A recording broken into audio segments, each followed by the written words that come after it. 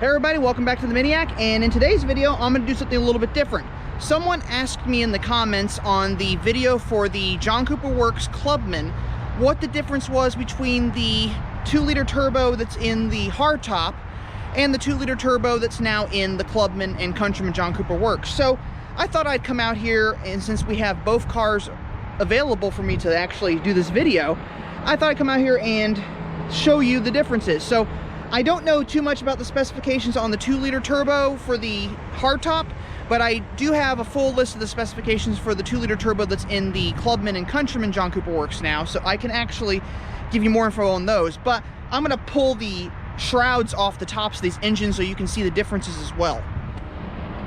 So to start with, we're here at the 2020 John Cooper Works hardtop, and this is what the engine looks like with the shroud on and everything. And yes, there's been rain on here. It's rained all morning.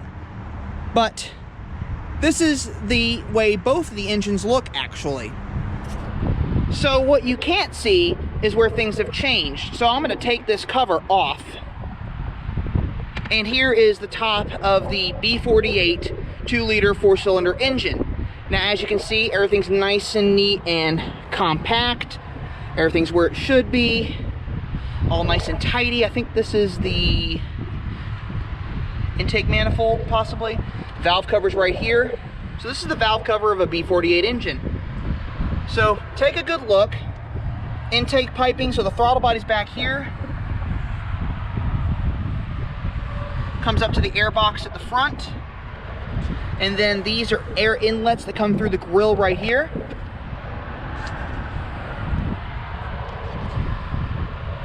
Pretty compact and tidy and organized and all that good stuff. Now, when I show you the B48 engine that's in the 2020 John Cooper Works Clubman, you'll see some significant differences that I'm going to point out. But for now, I'm going to just give you a little bit of a look at this engine. This is the 228 horsepower 4-cylinder twin power turbo. Now, twin power means it is a twin scroll turbo, not a twin turbo. So just so you aren't confused on that. But all in all, very tidy, nice and clean, not bad. So let's go over to the B48 engine in the John Cooper Works Clubman. So now I'm over here at the 2020 John Cooper Works Clubman. Now the engine in this one is still a B48 4-cylinder turbo, but the terminology for this one is B48 820T1. So it's a revised engine, much more horsepower, and let's get to it. So to start with, when you look at the engine here, it doesn't look much different than the B48 228 horsepower one I just showed you. However, upon close examination, some things are definitely different in here, and two of them are the air box is a lot larger, and so is the tubing that comes through here, and the inlets from the grill are much bigger than they are on the other car. This is insane, actually. These are much bigger. So let's take this cover off and see what's different underneath. So in the John Cooper Works Clubman, I think this is something new for the John Cooper Works Clubman. I'd have to look at another Clubman to see if there actually is this thing. But I've seen this only in the Countryman, this stress bar here. So I don't know if this is something new that they're doing, but I'm gonna have to look at another Clubman up on the hill to see if there is one of these in there and if that's a new thing or if that's just a John Cooper Works thing. But let's get the cover off here. So you have to pull it out from underneath. So lifting it up and everything, here we are looking at this engine. Looks like there's a connector here for something else entirely. I don't know what that's for, but a lot more wiring is under here. There's connections to fittings that are completely different than they are on the hardtop, which is rather interesting. So visual inspection, they do look different. They do look much different, actually. But as far as mechanicals are concerned, that's where things get a lot different. So to start with, I have a spec sheet here, so I have this information so I can give it to you all. But the 2-liter B48 228 horsepower engine, or 231 horsepower if you're in the UK or Europe, has a compression ratio of 10.2 to 1.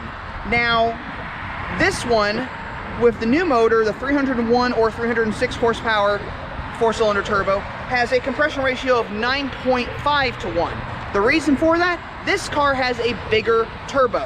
And from what I've been told, when you have a larger turbo in your car, you can go with a lesser compression ratio. So that's why the compression ratio has changed. Along with that, I have some other stuff here. The crankshaft has been reinforced. The main bearing has an extended cross section. It has new pistons, new connecting rods, and a new vibration damper, and it has improved cooling. So when I showed you all the video of the car and you saw the two different radiators, the extra radiators on each side of the car through those vents, which are now functional, that's increased cooling for this engine because it has so much power. The new turbo is where things get interesting.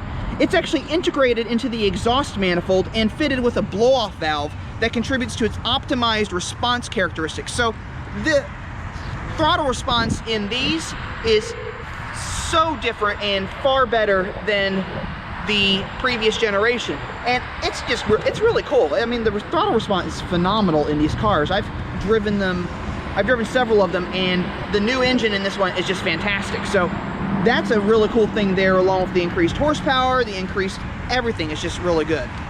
So also the air intakes have been redeveloped, so that thing I showed you on front here, the larger size of the air intake inlets, that's been increased in size to improve performance.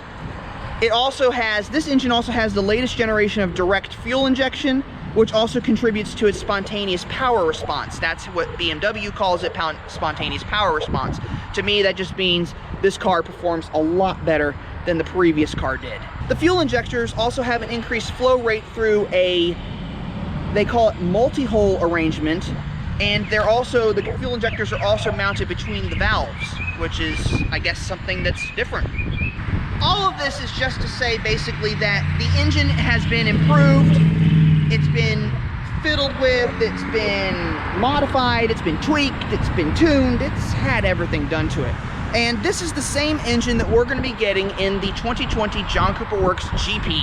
The GP3, when it comes out, will have this same motor and all the performance upgrades that this car comes with. So it'll have the extra cooling, it'll have the bigger turbo, it'll have the increased airflow, it'll have the increased fuel injectors, it'll have everything to make this just a better vehicle overall. And this is just fantastic. And the only thing I wish and I hope is that maybe Mini will decide to put this engine into the rest of the John Cooper Works lineup, so that maybe we can have regular 301 horsepower John Cooper Works hardtops and convertibles.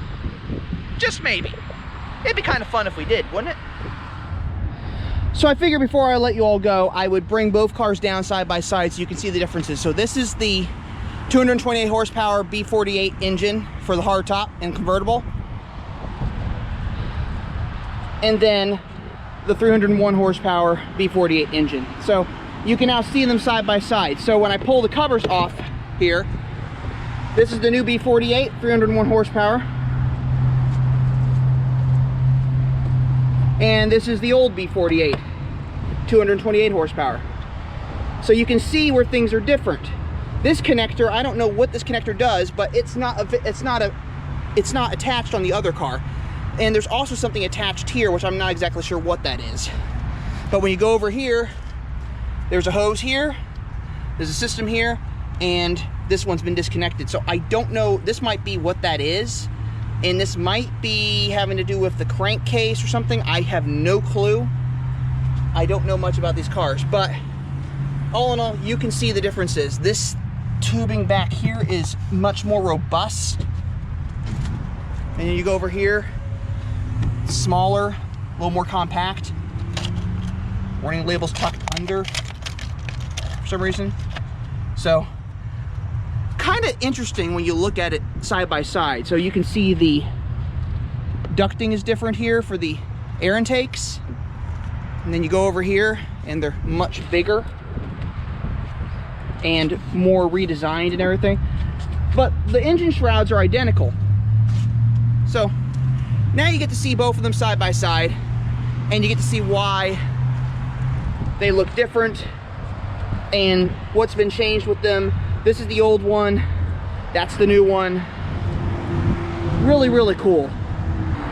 Anyway, I hope you enjoyed this video. If you did, leave a like below. Don't forget to comment, and if you haven't already done so, subscribe to the channel as I upload videos every Monday and Friday at 2 p.m. So as always, I'm just going to remind you all that life is too short to drive a boring car. So, drive a Mini. And in my case here, I have a hard time picking out which one I would drive. I'll see you next time. So which one is it going to be? The hardtop or the 301 horsepower Clubman? I'm taking the Clubman.